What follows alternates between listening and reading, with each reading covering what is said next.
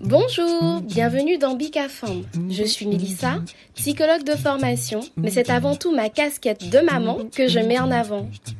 C'est un podcast caribéen qui est dédié à la parole des femmes sur différents thèmes, autour de la grossesse, du désir ou du non-désir d'enfant, autour de pathologies qui concernent directement les femmes comme l'endométriose, autour de la maternité, le postpartum d'ailleurs peu exploré, les traditions transmises de génération en génération, autour de la place de la femme dans notre société, comment allier vie personnelle et vie professionnelle. Bref, Bicafam est un rendez-vous convivial entre femmes qui viendront partager leur expérience de vie, parler sans tabou, avec sincérité et émotion, pour parfois penser certaines blessures et aider d'autres femmes à se sentir moins seules. Ce podcast est dédié à la puissance des femmes.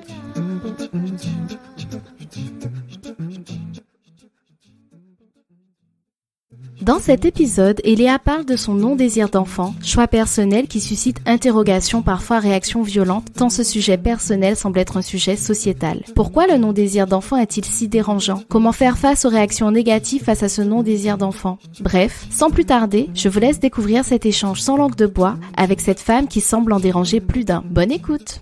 Bonjour Eléa. Bonjour Mélissa. Merci d'avoir accepté de participer à Bicafam. Merci infiniment. Merci à toi pour l'invitation. Du coup, on va parler de ton parcours, de tes expériences et on va commencer par une présentation. Est-ce que tu pourrais te présenter de la façon dont tu le souhaites, s'il te plaît? Alors, je suis Léa, j'ai 37 ans depuis quelques mois maintenant et j'ai un non-désir d'enfant. Alors justement, est-ce que ce non-désir d'enfant a toujours été présent? Est-ce que tu peux en parler? Oui, bien sûr. En fait, d'aussi loin que je m'en souvienne, enfant, je me projetais pas en tant que mère, je voyais pas l'intérêt d'être maman. Maintenant, c'était pas conscient, en tout cas, c'était pas conscientisé. J'avais des poupées, je jouais à la poupée, mais j'ai pas l'impression que les poupées, je les voyais comme des enfants, mais plus comme des alter ego, des personnages de mes jeux, des spectateurs, ce genre de choses. Donc déjà depuis la petite enfance, je n'avais pas le désir d'être mère. Et c'est à partir de quand que tu as vraiment conscientisé ce non-désir d'enfant? Alors je dirais que c'est à la fin de l'adolescence, rentrée dans l'âge adulte, donc 18-19 ans, je me définissais déjà comme quelqu'un qui ne souhaitait pas être maman, pas d'enfant, etc. Ceci étant dit, alors c'était pas un étendard non plus, c'était juste quelque chose que je disais, non, j'ai pas envie d'enfant ou je m'imagine pas être maman. Voilà la question qui était posée, mais c'était pas une question non plus qui était systématique. Je te dirais même que j'ai vécu une relation de couple assez longue à cette période, donc vers mes 20 ans, 21 ans. Et à ce moment-là, les questions étaient un peu plus précises. Et même s'il y a eu un moment où je me suis posé la question, c'est-à-dire où il a fallu avoir cette discussion, est-ce qu'on veut des enfants, est-ce qu'on aura des enfants, je me suis rendu compte que c'était pas quelque chose que j'imaginais, que c'était pas quelque chose dont j'avais envie. J'y voyais pas d'intérêt, en fait. Ce serait même plus simple de dire ça. Du coup, comment ça a été perçu au sein de ton couple à ce moment-là? Au sein de mon couple, j'ai pas été très honnête. Donc, j'ai laissé faire en me disant, si ça arrive, ça arrive. On était très jeunes tous les deux, j'étais encore étudiante. Donc, c'était pas non plus tangible, mais j'ai pas formalisé ce que je ressentais exactement. Et puis, il y a eu un épisode où j'ai cru que j'étais enceinte. Et je me rappelle de ma panique, de sa panique. Et à ce moment-là, j'ai dit, non, mais en fait, je veux pas d'enfant. Voilà. D'accord. Donc, c'est à ce moment-là que j'ai conscientisé les choses et que je les ai formulées à voix haute et que je suis passée de je m'imagine pas être mère à juste, je ne veux pas être mère. D'accord. Et du coup, est-ce que tu pourrais l'expliquer un peu, ce choix? Alors, je sais pas d'où ça vient. Je dirais que c'est un manque d'intérêt, d'abord, tout simplement, pour la maternité, mais dans tout son ensemble, pas uniquement la maternité, la douleur que ça pourrait être, l'accouchement, etc. Je suis même pas sur des choses aussi triviales, mais c'est aussi le côté je veux rester libre, je veux être indépendante, j'aime être seule, souvent avoir des moments de calme, de sérénité, et c'est des choses qui, en tout cas pour moi, sont incompatibles avec le fait d'être maman. Donc je pense que tout ça se mélange. et que tout ça explique pourquoi ça ne m'a jamais intéressée. Et du coup, est-ce que au moment où tu étais en couple, est-ce que tu as pu essuyer des remarques de d'autres personnes, de proches ou pas, concernant ce non-désir d'enfant? Est-ce qu'on vous posait cette question à tous les deux? Alors oui, oui. Alors à lui, pas tant que ça finalement. Hein. C'est plutôt moi qui ai dû avoir les. C'est intéressant justement de se rendre compte qu'il n'y avait pas forcément de remarques envers ton partenaire. Oui, c'est ça. C'est-à-dire que l'homme, il a pas d'enfant ou il veut pas d'enfant, il déroge à sa fonction. Mais une femme qui ne veut pas d'enfant, limite, c'est un crime contre l'humanité. En tout cas, c'est un peu ce que je ressentais, du style, tu as un utérus, c'est ton devoir, c'est la nature, tu dois enfanter. Il n'est pas question d'intérêt, de volonté, de désir. Il n'y avait pas tout ça. Et donc les premières remarques que j'ai eues, c'était de la famille, hein, d'abord, et c'était des remarques assez violentes. Alors j'ai eu droit à tu es égoïste, beaucoup tu es égoïste. Et puis il y a eu aussi c'est parce que tu es jeune, ça va changer, tu as le temps de voir venir. Et puis la référence à la fameuse horloge biologique qui en réalité n'existe pas, hein, mais l'horloge biologique va te rattraper, etc., etc. Et donc voilà, c'est un peu le type de remarque que j'avais. À ça, au début, moi, je répondais des choses. J'étais un peu dans l'évitement, donc je disais au début, oui, peut-être, sans doute.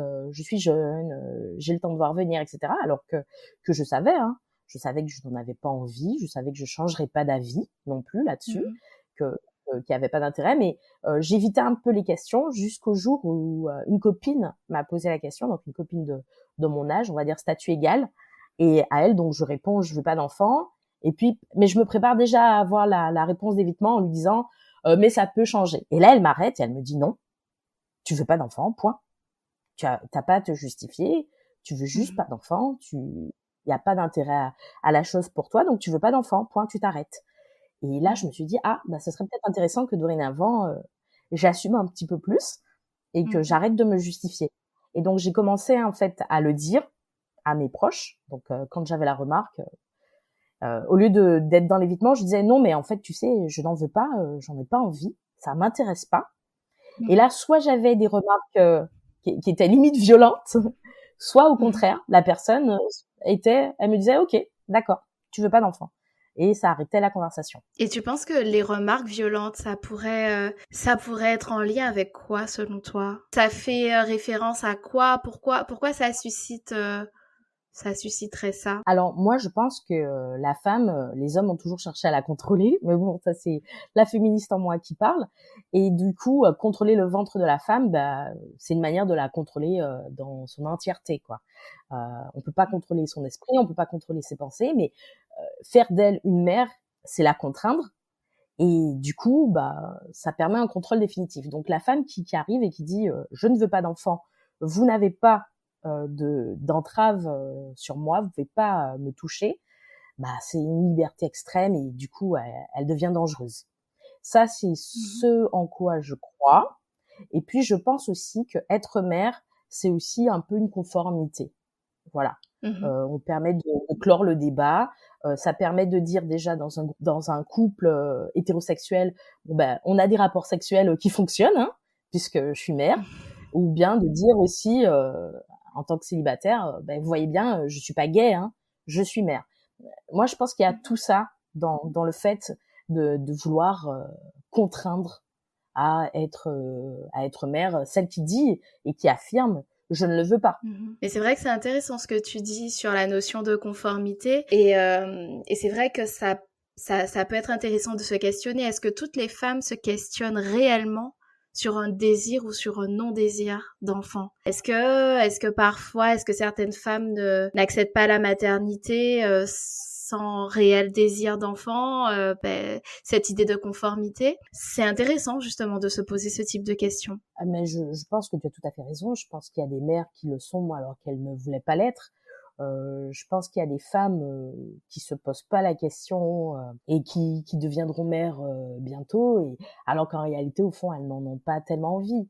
Je pense que la société a un poids... Comme un devoir d'être mère. C'est ça, et puis même qui se sont pas projetées, qui se sont pas posé la question, et puis ça arrive. Tu sais, les fameuses grossesses non désirées, la grossesse par accident. Mais ça arrive et puis du coup, elles assument cette grossesse sans réellement se poser la question du j'en avais envie, pas envie, voilà. Effectivement, c'est peut-être que tu as parfois la remarque, oui, mais à qui tu vas transmettre, et cetera, la notion de transmission, cette question de transmission. Et finalement, en fait, la transmission, elle passe pas forcément par la maternité, elle passe aussi par d'autres choses. Oui, oui, oui, c'est vrai que parmi les remarques que j'ai eu aussi celle-là, celle du qui va s'occuper de toi plus tard, et puis qu'est-ce que tu laisses, à qui tu le laisses, le principe des générations, etc. Et alors moi, j'ai la chance d'être tati et j'adore ce rôle de tati.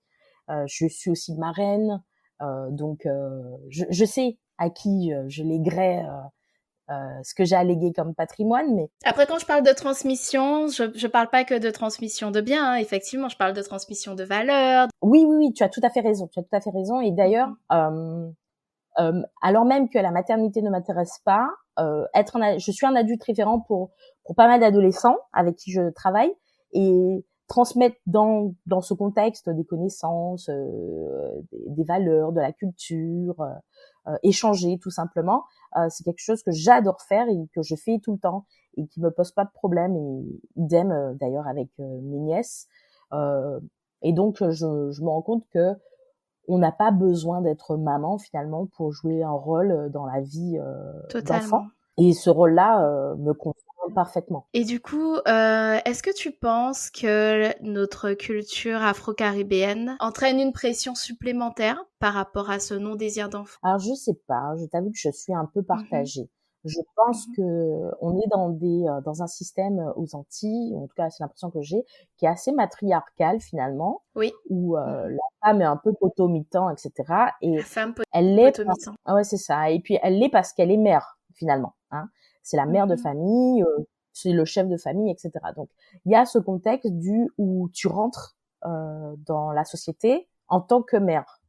Mais en même temps, tu sais, si on remonte plus loin, si on parle des traumas qu'on porte encore en nous, des générations futures, plus tard et tout ça, l'esclavage, les esclaves femmes, elles tuaient leurs enfants, hein. Tu vois, c'était Mmh. pas possible pour elles d'imaginer qu'ils naissent esclaves et Leur qu'ils aient une enfant vie d'esclave. esclave. Mmh. Donc, elles avaient pas de, il y a ce truc de l'infanticide hein, parfois.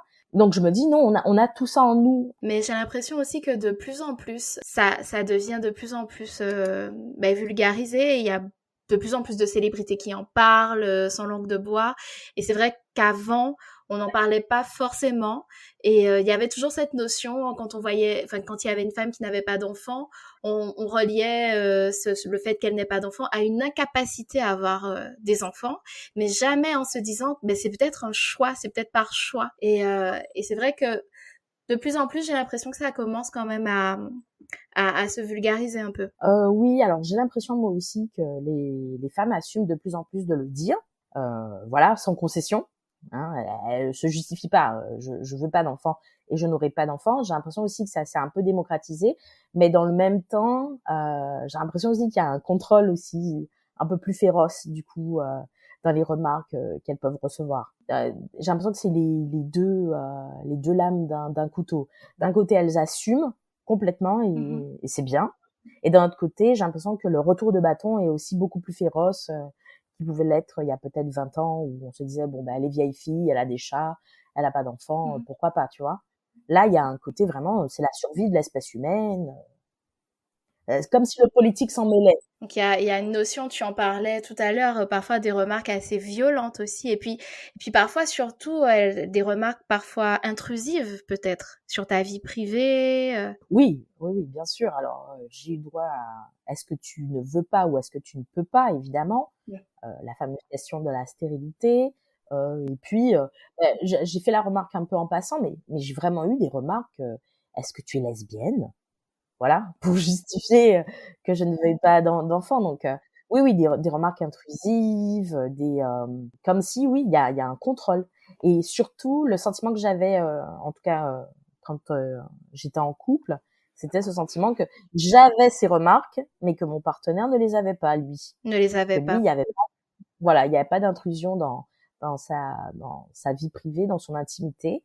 Mais par Donc contre, moi, ça montre bien les inégalités les inégalités hommes-femmes, le fait que l'homme puisse être libre de ses choix et que la femme ne le soit pas finalement. C'est ça. Et est-ce que tu as l'impression, je sais pas, est-ce que tu as déjà eu des remarques, est-ce que tu as déjà eu cette impression de personnes à qui tu dirais effectivement que tu as un non-désir d'enfant, qui aurait une certaine tristesse, qui se dirait que tu es du coup, tu es une femme triste parce que tu n'as pas d'enfant et que tu ne veux pas d'enfant et que ton destin sera triste. Est-ce que tu as perçu ça? Je pense qu'il y avait ça, mais pas sur le présent.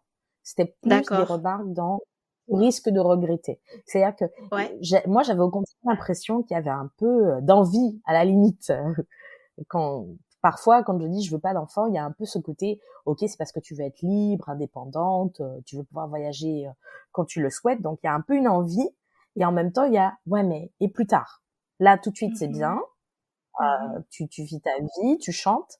Mais et plus tard, est-ce que tu vas pas regretter plus tard de pas avoir eu Mais d'enfant? plus tard dans la notion, qui va s'occuper de toi?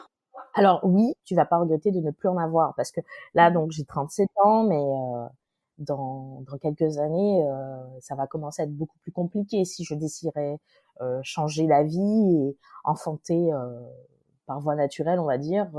Voilà, on sait que nos réserves d'ovocytes diminuent avec l'âge, donc il y a ce côté de ok, d'accord, maintenant tu as la belle vie, mais et plus tard, est-ce que tu vas pas regretter quand tu voudras en avoir et qu'à ce moment-là tu pourras plus en avoir? Mais c'est vrai qu'il y a toujours cette notion de se justifier en fait finalement sur ce choix qui questionne, qui semble questionner beaucoup. Pourtant dans la vie de tous les C'est jours, ça. on fait tous des choix sur plein de choses. On fait tous des choix sur plein de sujets divers, mais ce choix-là pose question et pourtant c'est un choix personnel. Mais ça a l'air C'est d'être ça. un choix de société, ça a l'air d'être un choix sociétal, ça a l'air d'être un choix public finalement, c'est assez hallucinant. Si, c'est ça. C'est tout à fait ce que tu dis. C'est-à-dire qu'il y a vraiment un contrôle sur le ventre des femmes. C'est la survie de l'espèce humaine. Moi, on me l'a beaucoup dit. Tu remets en cause la survie de l'espèce humaine, des choses comme ça. Et puis, il y a un peu une ambiguïté parce que mes interlocuteurs, en fait, les détracteurs plutôt, parce que j'ai envie de te dire qu'aujourd'hui, il y a quand même pas mal de gens qui se contentent de ma réponse de je n'en ai pas envie et puis la discussion s'arrête. Mais ceux qui voudraient avoir un débat, souvent il y a un peu une ambiguïté du tu vas regretter, alors même que le fait d'avoir un enfant, c'est aussi un choix définitif. Bien sûr. D'ailleurs, il y a le regret maternel maintenant qui commence là on commence à en parler du regret maternel aussi. Oui, c'est vrai. Mais c'est vrai, mais en fait, comme si il y avait cette notion de temporalité finalement, ça va changer. Ton désir, ton non-désir changera à un moment. De toute façon, à un moment, ça changera et tu regretteras. Voilà, c'est ça. C'est limite une menace. C'est voilà, je pense que c'est une façon de contraindre quand on peut plus contraindre. Le choix est fait. Bon bah alors on menace, on dit ouais mais là tu dis ça maintenant, mais plus tard tu regretteras. Et finalement, tout à l'heure, tu disais qu'il y a des personnes qui se contentent de ta réponse en disant, quand tu dis que tu as un non-désir d'enfant. Mais est-ce que tu ne penses pas que certaines personnes se contentent de cette réponse, mais tout en gardant l'espoir, peut-être, qu'un jour ça change? Alors c'est possible. C'est possible que aussi que les deux interlocuteurs, eux et moi, nous soyons dans un consensus pour ne pas avoir de débat, pour ne pas avoir discuté sur un sujet qui finalement est très privé. C'est possible. Mais je pense aussi qu'il y a des gens qui, alors j'allais dire résignés, mais même si c'est pas tout à fait le mot, mais qui l'acceptent. Ma mère, par exemple, qui avait été la plus virulente au début, aujourd'hui, au contraire, elle le voit plutôt comme un avantage de se dire, ok, bon bah, ma fille n'aura pas d'enfant. Voilà, elle est disponible, elle est le compagnon que j'attendais pour mes vieux jours. Voilà, il y a un peu ce côté-là, parce que en vieillissant, les parents redeviennent eux des enfants, et donc il y a cet aspect du bon, mais ma fille sera ma mère, limite. Bon, franchement, je caricature beaucoup, mais c'est un peu ce que je ressens quand on discute. Et c'est vrai que tu disais que ça avait été violent pour elle. parce qu'effectivement, elle a dû faire aussi, elle, le deuil d'un petit enfant, en fait. Voilà, c'est peut-être ça qui a suscité cette Ouais, virulence. ouais, c'est exactement ça. C'est-à-dire, c'est le deuil du petit enfant qui n'est pas Mhm. de l'extension de soi, parce qu'en fait, finalement, l'enfant, c'est vraiment un héritage, hein, et c'est un petit bout de soi qu'on perpétue, et du coup, le petit enfant a encore un petit bout, etc., etc. Et en même temps, moi, je me rappelle que une des choses qu'elle me disait beaucoup, c'est tu es égoïste. Et du coup, moi, je lui renvoyais la même réponse en lui disant, mais c'est toi qui es égoïste parce que c'est toi qui veux un petit enfant. Euh, Tu es égoïste parce que Mhm. C'est tu ça. voudrais m'obliger à avoir un enfant pour que toi, tu aies un petit enfant.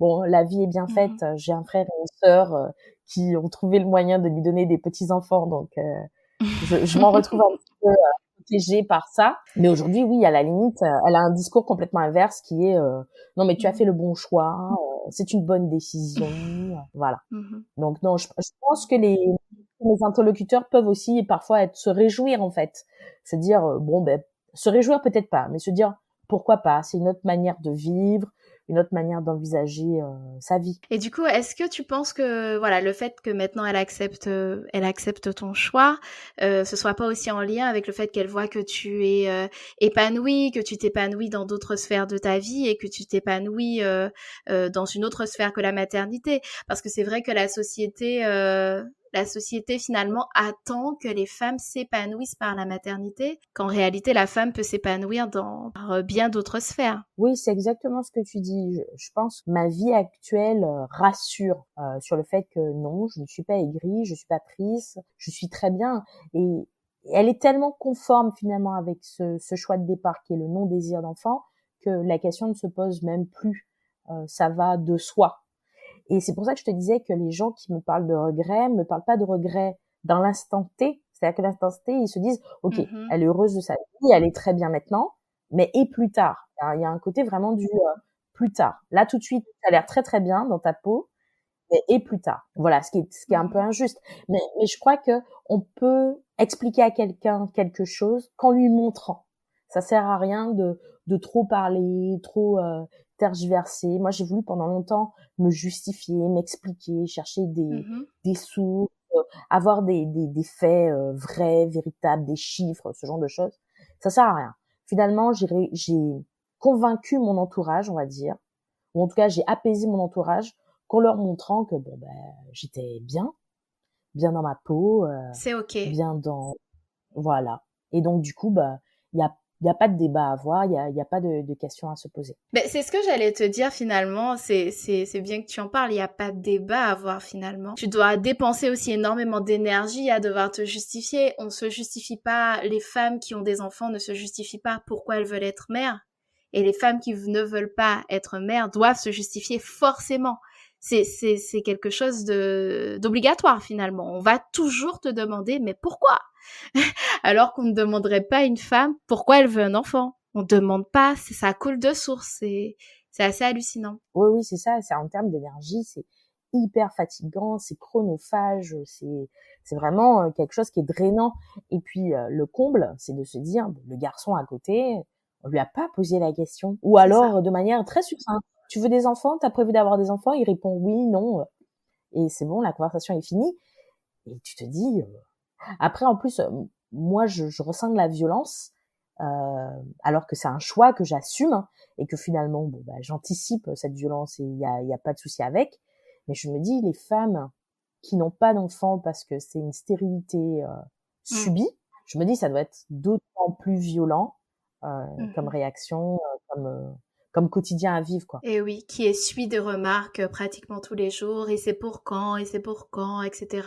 Ouais, et qui vivent des choses très difficiles finalement. Parce qu'effectivement, là, dans ce cas-là, c'est pas un choix. Mais du coup, ça prouve bien que la société est violente envers les femmes, il faut le dire. Et les Ah ouais. femmes sont souvent victimes de microagressions, à devoir déjà préparer une réponse. Il y a peut-être des femmes qui sont au parcours PMA ou autres, qui ont des difficultés et qui essuient des remarques tous les jours. Et au niveau psychique, ça doit être juste horrible à vivre au quotidien. C'est ça. Et puis il y a celles aussi qui font le choix d'abandonner, parce qu'elles sont fatiguées, tu sais, des échecs, Ouais. et qui quand même doivent subir des remarques. Et là, on se dit, mais quand même, à un moment donné, laissez-nous tranquilles. Et dans les réponses que les femmes donnent, elles peuvent en plus être taxées de femmes hystériques, etc.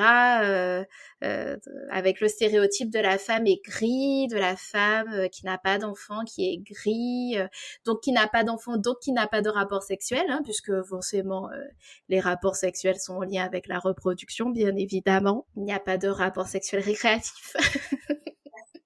C'est dans Non, un mais épisode, Éléonore disait la récré c'est bien, mais c'est vrai, la récré c'est bien pourtant. Mais c'est vrai qu'on voit vraiment la sexualité encore en lien avec la reproduction. si, mais c'est exactement ce que tu dis. C'est vraiment une contrainte, et le non-désir d'enfant, il perturbe finalement les interlocuteurs, parce que ils savent plus dans quelle case ranger cette femme qui est en face, et du coup, c'est pour ça que les réactions peuvent parfois être violentes, comme tu mets en péril l'humanité, parce que il faut mettre dans une case. Et celle qui arrive et qui dit je ne veux pas d'enfant, tout simplement parce que je n'en ai pas envie, c'est pas une justification suffisante. Donc voilà, il faut lui trouver une case. Donc elle est lesbienne, elle est ogresse, hystérique, elle est laide, hein. Évidemment aussi il y a ça, hein, elle est laide. Et du coup voilà, alors que non, le non-désir peut être une justification en soi. Bien sûr. Et ceux qui répondent l'argument de la fin de l'humanité, le don d'ovocytes aussi, ça pourrait être une réponse aussi. Peut-être que j'ai un non-désir. Je dis pas que c'est ton cas, mais peut-être que j'ai un non-désir d'enfant, mais peut-être que j'ai envie, j'aimerais faire don de mes ovocytes sans avoir moi d'enfant.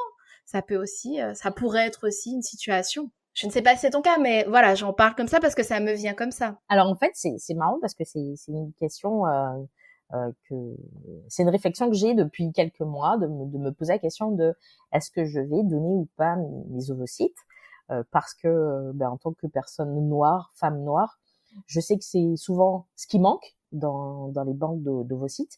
Il y en a très peu de personnes racisées, et du coup voilà, donc je sais que c'est une forte donc je t'avoue que j'y ai pensé, mais c'est une réflexion, hein. Franchement, je suis calée-boche. C'est vrai que la question là pourrait se poser, et du coup ça pourrait être un argument aux personnes qui parlent de actes sur la survie de l'humanité. Ouais, ce qui est faux en fait, hein. Oui, bah oui. Mais c'est vrai que c'est intéressant en tout cas de pouvoir en discuter librement de ce non-désir d'enfant. Alors je sais pas si tu as eu ces réponses-là aussi, ces références-là. Est-ce que tu as vécu un trauma dans ton enfance qui pourrait expliquer ton non-désir d'enfant? Parfois on entend ça aussi. Je sais pas si tu as eu ce type de remarques, mais parfois on entend ça aussi. Alors, j'ai pas eu ça d'étranger, mais ma mère m'avait quand même dit au début, mais t'as eu une enfance heureuse. Voilà. Après, tu auras compris que la personne que j'ai dû le plus rassurer, c'était elle. Ta mère, tu penses qu'elle l'a vu comme un manquement dans ton éducation, le fait que tu aies un non-désir d'enfant? C'est possible. On n'a pas assez abordé la question pour que ça soit établi, mais c'est possible. C'est possible que pour elle, ça soit un désaveu. Voilà. Elle est ma mère, je voudrais reproduire son modèle normalement, classiquement, et que je ne veuille pas que je casse la chaîne quelque part. Elle se dit, mais il y a quelque chose qui a échoué. Je pense, mais là, j'extrapole sur ce qu'elle ressent. Je n'en ai pas discuté avec elle pour être sûre de moi, mais je pense. En tout cas, elle a été mon pire détracteur depuis le début. En tout cas, maintenant c'est ok, maintenant c'est apaisé, et maintenant c'est un non-sujet finalement parce que c'est quelque chose qui est établi. C'est ça. Après, ça m'arrive encore de rencontrer de nouvelles personnes et d'avoir des moments, tu sais, ce moment de flottement où on dit mais tu as des enfants, tu veux des enfants, et où je réponds non, je n'en ai pas envie, je n'en veux pas. Et alors soit c'est parce qu'en vieillissant, je commence à fréquenter des gens qui me ressemblent. Ou alors c'est l'évolution de la société, mais en tout cas, on espère que ce soit l'évolution de la société. c'est possible. En tout cas, j'ai de moins en moins de remarques, et puis plus tellement de remarques violentes. Et puis je vieillis aussi, donc je pense que les gens se résignent en se disant ouais. Bon. Est-ce que tu avais plus de remarques quand tu étais en couple que maintenant? Alors je pense que c'est lié, mais j'avais pas plus de remarques. Je pense Mhm. aussi qu'il y a un certain nombre de facteurs. Il y a l'âge, Oui. il y a le fait d'être officiellement dans un couple stable, hein, j'entends, hein, Mhm. pas un petit copain, hein, c'était vraiment un couple stable. Je pense qu'il y a tout ça, mais il y a aussi l'âge et puis d'autres facteurs qui faisaient que j'avais plus de remarques à l'époque que maintenant. Je pense aussi que maintenant, c'est placardé sur mon visage, que je Mhm. suis épanouie, que je suis bien et que surtout, je suis consciente et confiante dans qui je suis. Voilà, Donc, je c'est pense que ça. ça met un frein aux Ça discussions. transpire, ça émane de toi. Et peut-être que toi, justement, maintenant, tu n'as plus forcément ce besoin ou cette envie de te justifier. C'est un choix assumé et point. Et c'est comme ça et c'est pas autrement. C'est ça, c'est ça, c'est ça. Je pense que la vieillesse, j'adore la vieillesse, que j'ai une part de sagesse aujourd'hui, voilà, un peu Mm. de détachement. Et puis des fois, ça sert à rien de convaincre les gens. Euh, Mhm. Ils pensent pas, je veux dire, le monsieur que tu rencontres au déjeuner champêtre que tu vas pas revoir, qui a déjà plus de 50 ans et qui veut t'expliquer par A plus B pourquoi il faut que tu aies des enfants, blablabla. Bon ben, il est pas convaincu et c'est pas grave. Voilà, il faut aussi laisser. Je pense que des fois, faut laisser les non-débats, quoi. Et puis, par contre, peut-être cette personne qui te dit quelque chose, mais tu sens que c'est une phrase qu'elle répète sans trop y réfléchir. Peut-être qu'elle, Mhm. non, là, tu peux asseoir ta vérité et lui expliquer. Bon, bah écoute, moi, c'est comme ça que j'envisage ma vie. C'est une autre façon de vivre et Mhm. elle est intéressante et elle est valable. Cas, merci pour cette discussion sur le non-désir d'enfant, sans langue de bois. C'est vrai que c'est pas commun, en tout cas, de pouvoir parler librement comme ça. Et c'est hyper intéressant et tellement important de pouvoir parler de ses choix et de pouvoir faire la différence entre je ne peux pas avoir d'enfant et je ne veux pas d'enfant. Et, euh, et merci pour ça. Merci pour tes mots. Je pense qu'il y a il y a des femmes qui se reconnaîtront sûrement dans tes mots. Et merci pour ça. Peut-être que certaines après oseront aussi affirmer leur choix aussi. Et merci. Merci à toi. Et puis, avant de finir cet épisode, est-ce que tu pourrais te décrire en 3 mots, s'il te plaît? Alors, je dirais indépendante et libre, ça me paraît l'évidence. Et puis le troisième, je dirais un peu sorcière sur les bords, parce que je continue un peu à déranger finalement, même en vivant simplement et en acceptant globalement ce que je suis. Et je dérange quand même et je trouve que la sorcière me représente bien. Je trouve aussi. Mais écoute, on va s'arrêter sur ces 3 mots. Merci encore, Eléa. À bientôt. Merci Mélissa, à bientôt. Merci. C'était l'épisode 9 de Pic à Femme. Je remercie sincèrement Eléa qui s'est livrée sans filtre sur le non-désir d'enfant, sujet tabou dans notre société. Je vous remercie pour votre écoute. N'hésitez pas à repartager l'épisode autour de vous. Je vous donne rendez-vous vendredi dans 2 semaines pour le prochain épisode. Prenez soin de vous.